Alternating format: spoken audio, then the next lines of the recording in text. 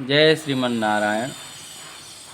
भारतवर्ष के सारे भक्तगणों को, सनातन धर्मावलंबियों को विशेष रूप से होली की हार्दिक शुभकामनाएं।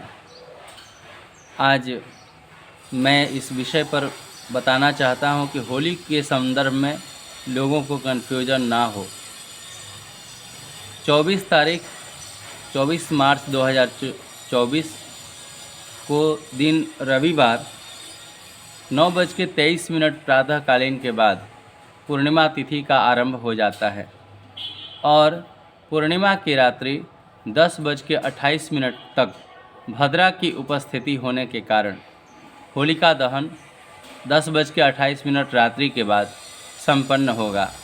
ओम होलिकाय नमः। इस तरह से ढूंढी राक्षस का पूजन करते हुए उसका होलिका दहन संपन्न होगा। अगले दिन 25 तारीख को काशी, चूँकि भगवान भोलेनाथ के त्रिशूल पर टिका हुआ है, इसलिए वहाँ की परंपरा है कि होलिका दहन के बाद से ही होली शुरू हो जाता है। इसलिए काशी में 25 मार्च 2024 को ही होलिका दहन के तुरंत बाद होली का पर्व मनाया जाएगा।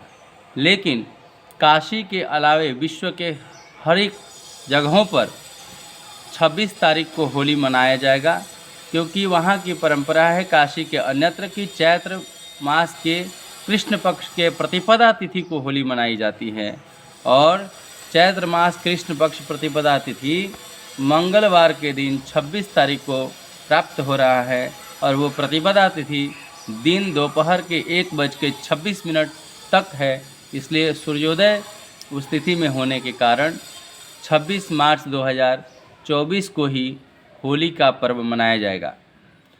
हमारे सनातन धर्म के खूबसूरती का बात यह है कि यहाँ पर मनुष्य अपने मन के वैर भाव को होलिका दहन के दिन ही समाप्त करके, अभिमान को त्याग करके परस्पर आपस में प्रेम से मेल जोल करके होलिका पर्व मनाया जाता है। विशेष बात यह है कि हम लोग अपने सनातन धर्म में मनुष्यों के साथ ही नहीं बल्कि जानवरों के साथ भी हम लोग होली मनाते हैं।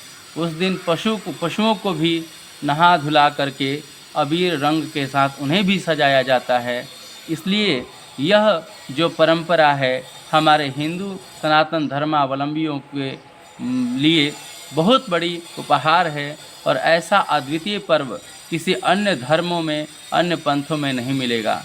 इसलिए हमारा यह हिंदू सनातन धर्म जो है वह सर्वश्रेष्ठ है और इस तरह से हमें अपने हिंदू होने पर गर्व मनाते हुए इस होली का पर्व आपस में प्रेम से मेल जोल करके खूब उत्साह उमंग के साथ मनाना चाहिए।